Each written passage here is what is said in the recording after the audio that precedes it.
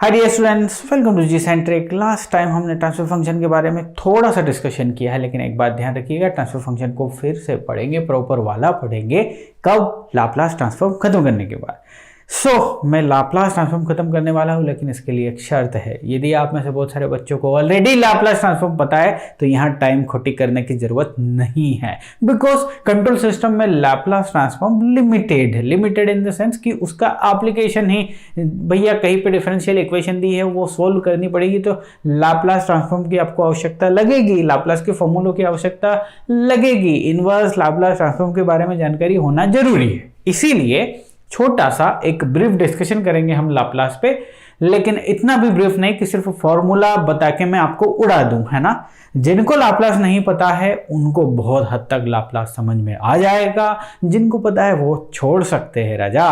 तो आज का टॉपिक रहने वाला है लाप्लास ट्रांसफॉर्म। देखो, वंस लाप्लास ट्रांसफॉर्म खत्म किया, ट्रांसफर फंक्शन में एकदम से बेहतरीन तरीके से एंटर कर सकते हैं, बिकॉज ये बेसिक्स ऑफ कंट्रोल सिस्टम हम पढ़ रहे हैं। इसमें बेसिक सारे हथियार जो लगेंगे पूरे कंट्रोल सिस्टम से फाइट करने के लिए, वो हम तैयार कर रहे हैं, वो हमारी झोली में हम डाल रहे हैं। चलिए, तो फिर लाप्लास ट्रांसफॉर्म आपकी हेडिंग रहेगी। देखिए, यदि हमारे पास एक जनरलाइज सिस्टम है, फिजिकल सिस्टम की हम बात कर लेते हैं। अब आपको यदि मैं एग्जांपल वो दे दूंगा, बॉयलर वाला टेम्परेचर मेजरिंग सिस्टम है, बहुत ही कॉम्प्लिकेटेड फिजिकल सिस्टम है, तो उसमें मैं नहीं रह जाऊंगा। एक सिंपल सी कहानी लेके आ जाते हैं। एक इलेक्ट्रिकल नेटवर्क है, आप और हम सब इलेक्ट्रिकल नेटवर्क से घिरे हुए हैं, चाहे वो आपके पंखे में हो, चाहे आपकी घर में कनेक्शन हो, कुछ भी आप चला रहे हो, everywhere electrical connection is there. Now network theory में आप पढ़ के आए हैं कि इलेक्ट्रिकल कनेक्शन में सर रेजिस्टेंस होगा, पक्की बात है। जहाँ कैपेसिटर को लगना है वहाँ कैपेसिटर लगा हो। कंडेंसर जो आपने देखा ना पंखों में लगा होता है, क्यों लगा होता है पता है ना? चलो खैर, वो अपना टॉपिक भी नहीं है। सर इंडक्टर भी लगा होता है ना। तो इलेक्ट्रिकल नेटवर्क की बात जब भी आएगी तो तीन कंपोनेंट वहां जरूर मौजूद कहीं ना कहीं किसी न किसी स्टाइल में रहेंगे, resistance, inductor and capacitor. Okay sir, तो एक फिजिकल सिस्टम यदि मैं ले लूं, ध्यान से समझिएगा, यदि एक फिजिकल सिस्टम ले लिया, एक नेटवर्क ले लिया मैंने, एक्चुअली मैं लाप्लास ट्रांसफॉर्म के अंदर आपको ये बताना चाह रहा हूं कि लाप्लास ट्रांसफॉर्म क्यों भाई, क्या करेगा ये, इसके लिए रूपरेखा बनाने के लिए मैं एक फिजिकल सिस्टम ले रहा हूं। Let's take a physical system, एक इलेक्ट्रिकल नेटवर्क ले लेते हैं। ध्यान से देखिए जरा, ये एक इलेक्ट्रिकल नेटवर्क है। ओके, इस इलेक्ट्रिकल नेटवर्क में जो सोर्स वोल्टेज है वो आपने ले लिया, और एवरीथिंग जो आप देखते हैं वो टाइम डोमेन में देखते हैं। यस और नो? भैया टाइम के रिस्पेक्ट में सारी चीजें जैसे चल रही है, तो नेटवर्क में भी जब हम एनालिसिस करते हैं तो टाइम के डोमेन में सारी क्वांटिटीज लिखी रहती है हमारे पास। This is nothing but resistance R, inductance L and capacitance C. Capacitor का कैपेसिटेंस, इंडक्टर का इंडक्टेंस, रेजिस्टर का रेजिस्टेंस। ओके सर, इसमें फ्लो होने वाला करंट क्या होगा? सर आई ऑफ टी होगा, है ना। अब जब आप इसमें केवीएल लगाते हैं, देखो इस नेटवर्क को सोल्व करने के लिए आप क्या लगाओगे? हाँ, केवीएल लगाओगे, केसीएल लगाओगे, सोल्व कर दोगे। सर क्या सोल्व करना मतलब क्या? अरे भाई साहब, इक्वेशन क्रिएट कर दोगे, इस v ऑफ t की equation in terms of the circuit parameter, circuit element. मान लो इस इक्वेशन को बनाएंगे तो क्या बनेगा? r multiply with I T plus L D I by D T plus 1/c। ये आपको पता है, ये आपने कहां देखा होगा साहब? आपने नेटवर्क थ्योरी में देखा होगा। सर ये इक्वेशन बनती है। अब देखो, मेरी बात को ध्यान से समझना, इसके अंदर नहीं जा रहा हूं मैं, आपको क्या समझा रहा हूं। ये एक फिजिकल सिस्टम है। ओके सर, फिजिकल सिस्टम मतलब कहीं ना कहीं ये सर्किट लगा हुआ है भाई साहब, जहां पे आप इससे काम ले रहे हो। इस फिजिकल सिस्टम में आप चाहते हैं कि इस रेजिस्टेंस में करंट क्या है, तो इस इक्वेशन को सॉल्व करना पड़ेगा, करंट की वैल्यू फाइंड करनी पड़ेगी। आप सोचेंगे कि इसके अक्रॉस वोल्टेज ड्रॉप कितना है, इसके अक्रॉस वोल्टेज ड्रॉप क्या करना है, तो कुल मिला के इस इक्वेशन को सॉल्व करना पड़ेगा। यस और नो? ये इक्वेशन एक टाइप की डिफरेंशियल इक्वेशन बन रही है कि नहीं? डिफरेंशियल इक्वेशन को सॉल्व करना, देखो कोई सा भी फिजिकल सिस्टम लोगे ना, ये एग्जांपल के लिए बता रहा हूं, अभी आने वाले समय में हम फिजिकल सिस्टम की बात करेंगे और मैं आपको बोलूंगा ना, वहां पे किसी भी कोई सा भी फिजिकल सिस्टम को मैथमेटिकल एनालिसिस करना हो तो बाय डिफॉल्ट डिफरेंशियल इक्वेशन उठ के आ जाती है। तो आप वहां सोचते कि कैसे आ जाती है, मैंने समझाया कि आ जाती है। सो डिफरेंशियल इक्वेशन आ जाती है किसी भी फिजिकल सिस्टम को मैथमेटिकल मॉडल में यदि तैयार करते हैं तो। ओके, दूसरा पॉइंट ये कि ये डिफरेंशियल इक्वेशन हमेशा टाइम डोमेन में रहेगी। This is nothing but the time domain. बात को समझिएगा, time domain equation, differential equation हमेशा टाइम डोमेन में। अब डिफरेंशियल इक्वेशन को यदि आपने जो भी फिजिकल सिस्टम बनाने के बाद आप सिस्टम का क्या करते हैं सर, एनालिसिस करते हैं, टेस्टिंग करते हैं, है ना, लेकिन पन्नों पे कर रहे हैं, यानी कि उसी मैथमेटिकल फॉर्मूला जो भी आपने क्रिएट किया उसमें आप क्या कर रहे हैं जी, एनालिसिस कर रहे हैं। तो इसकी इक्वेशन की जो कि टाइम डोमेन में है, एनालिसिस करोगे ना तो वो एनालिसिस आपके खोपड़े को खा जाएगी, यानी कि इसकी analysis in the time domain is very tedious. ठीक है, analysis is very tedious. Okay sir, analysis is very tedious. तो अब देखो, आप मैथमेटिक्स में जब आप इक्वेशन सोल्व कर रहे हो, किसी भी स्ट्रक्चर, किसी भी फिजिकल फिनोमेनन का आपकी मैथमेटिकल मॉडल है जिसे आप ऑन पेपर एनालिसिस करके उस सिस्टम के बारे में बता सकते हैं, वहां जाने की जरूरत नहीं, उस फिजिकल सिस्टम में आपकी एंट्री की कोई जरूरत नहीं, मैथमेटिकली आप बता सकते हो। अरे भाई साहब, आपकी कार एक पर्टिकुलर स्पीड से चल रही है, for example 60 kilometre per hour के हिसाब से चल रही है। अब आपसे कोई पूछे कि 1 घंटे में कितना चलेगी, आप सिंपली मुंह उठा के बोलोगे, मैथमेटिक्स है ना आपके पास, speed equal to time distance relation है या नहीं है, टाइम डिस्टेंस स्पीड में रिलेशन है। अब आपको वो टाइम की वैल्यू दे दे, डिस्टेंस की वैल्यू दे दे, स्पीड की वैल्यू दे दे, आप मैथमेटिकली सब कर लोगे, यस और नो। अब 60 किलोमीटर पर आवर के हिसाब से चल रहे हो, कोई आपसे पूछे 2 घंटे में कितनी दूरी तय करोगे, तो 120 किलोमीटर तय करोगे। आप ट्राई करके देखोगे क्या कि 2 घंटे में 120 किलोमीटर हुआ है नहीं? अरे मैथमेटिक्स इज देयर रे सर, समझ गए सर, जल्दी बढ़ो ना आगे। अरे आ जाना, बढ़ रहा हूं। मैंने क्या बोला, सिस्टम जो बनाएंगे उसको टाइम डोमेन में करना क्या होगा जी, टीडीएस होगा। समझिए बात को ध्यान से, इसको टीडीएस होगा एनालिसिस करना। तो सर जल्दी से बताइए फिर क्या करें। फिर साइंटिस्ट लोगों ने क्या किया, इस पे वो काम किया कि यार इन इक्वेशंस को जो टाइम डोमेन में होती है एनालिसिस करना बहुत मुश्किल होता है, तो क्यों ना कुछ जुगाड़ बनाया जाए। तो लाप्लास ट्रांसफॉर्म एक टाइप का जुगाड़ ही है, ध्यान रखिएगा। सो क्यों ना जुगाड़ बना जाए। उस जुगाड़ से हम क्या करेंगे, इस टाइम डोमेन को किसी अनदर डोमेन में कन्वर्ट कर लेंगे। यहां पे उसको एस डोमेन या फ्रीक्वेंसी डोमेन भी बोलते हैं। फ्रीक्वेंसी डोमेन में कन्वर्ट कर लो।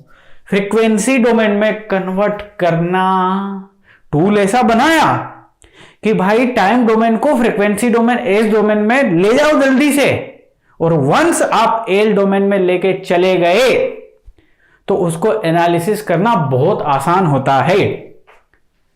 नहीं समझे? देखो इस टाइम डोमेन, इस डिफरेंशियल इक्वेशन को समझिएगा, एक छोटी सी बात समझिएगा। जब डिफरेंशियल इक्वेशन को जब डिफरेंशियल इक्वेशन को इस डोमेन में ले जाते हैं ना बच्चे, डिफरेंशियल इक्वेशन को, तो अलजेब्राइक इक्वेशन मिल जाती है। अलजेब्राइक इक्वेशन को तो सोल्व करना बहुत आसान होता है सर। कौन सी अलजेब्राइक इक्वेशन? अरे sir, S cube plus 2s square plus 3s plus 4, इस टाइप की यदि इक्वेशन हो तो इस इक्वेशन को तो सोल्व करना यूं कोड़ी की बात हो गई। लेकिन आप टाइम डोमेन की इक्वेशन को भले ही इस डोमेन में लेके चले गए, क्यों लेके चले गए कि एनालिसिस थोड़ी इजी बन जाए। एनालिसिस इजी करने के बाद जब फाइनल आउटपुट देंगे ना हाथ में, तो आपको टाइम डोमेन में ही देना पड़ेगा। कोई सा भी फिजिकल सिस्टम टाइम डोमेन में ही डिफाइंड है, टाइम के साथ ही डिफाइंड है, with respect to time defined है। सर समझ गए? तो कहने का मतलब ये कि सर इस टाइम को एस में कन्वर्ट कर लीजिए एनालिसिस को इजी बनाने के लिए, और फाइनली आप इस एस को टी में कन्वर्ट करने का भी टूल बना दिए। तो फाइनली एनालिसिस सोल्व करने के बाद टाइम डोमेन में चीजों को ले आइए और बोल दीजिए हो गया काम। तो लाप्लास ट्रांसफॉर्म प्यारे बच्चे एक ऐसी टेक्निक है जो कि टाइम डोमेन की इक्वेशन को एज डोमेन में कन्वर्ट कर देती है। क्यों करना भैया? सर इस इक्वेशन को सोल्व करना थोड़ा मुश्किल है, उसको आसान बनाना इसलिए करना। सर ये एज डोमेन में ही क्यों किया, ये क्या बोला है? ये तो जुगाड़ है भाई, पेपर लिख दिया लिखने वाला, लाप्लास बंदा था वो, है ना, उसने लिख दिया, उसने कर दिया कहानी के ऐसा कर सकते हैं। समझे इतनी बात? तो Laplace transform is nothing but technique to convert time domain function into what? S domain. और एज डोमेन में इसको हम लिखेंगे कुछ ऐसे।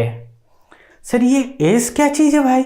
अरे भाई मानने वाले ने अपने एजम्पशन में दिया कि भाई ये जो एस है ना, ये एक कॉम्प्लेक्स नंबर है भाई, जो कि बना हुआ है रियल और इमेजिनरी पार्ट से। एस को बोला कि this S is nothing but sigma plus J omega, है ना। उसने एक एलिमेंट ले लिया एस, एक नोटेशन ले लिया एस, और उसने डिफाइन किया कि this S is nothing but combination of real numbers, this is nothing but the real numbers, और इस एक्सिस पे है इमेजिनरी नंबर्स, इनका कॉम्बिनेशन।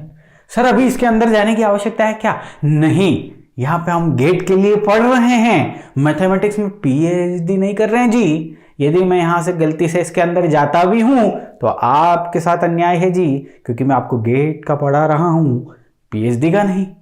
अरे वाह सर, ऐसा है क्या? जी हाँ ऐसा है।